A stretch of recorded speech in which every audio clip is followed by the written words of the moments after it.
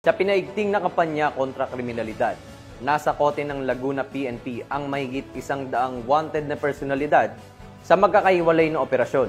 Nasamsam din ang iligal na droga na tinatayang nagkakahalaga ng mahigit 600,000 piso, mga baril at iba pang mga gamit na may kaugnayan sa iligal na sugal sa iba't ibang lugar sa Laguna.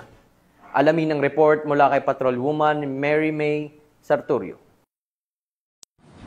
Hindi na nakapalagpa ang 156 na personalidad sa isang linggong anti-criminality operations na isinagawa ng Laguna Police sa pamumuno ni Police Colonel Jonar R. Yupio, Acting Provincial Director ng Laguna Police Provincial Office.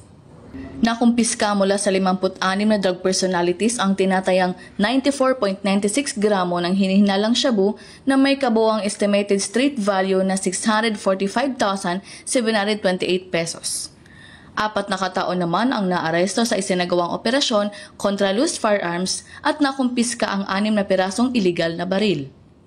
40 na individual naman ang naaresto sa isinagawang anti-illegal gambling operations, illegal number games at iba pang uri ng sugal, kung saan nakumpiska ang 25,739 pesos mula sa mga illegal na taya. 17 most wanted persons at 39 naman mula sa other wanted persons ang naaresto sa nasabing operasyon. Ang mga naarestong individual ay kasalukuyang nasa custody ng kani-kanilang operating units para sa dokumentasyon at tamang disposisyon. Ang operasyon ay bahagi ng patuloy na kampanya ng PNP laban sa illegal drugs, illegal gambling, wanted persons at loose firearms sa ilalim ng programang Enhanced Managing Police Operations or EMPO. Mula rito sa Calabarzon, ako ang inyong Police News Network correspondent, Patrolwoman Mary May Sarturio.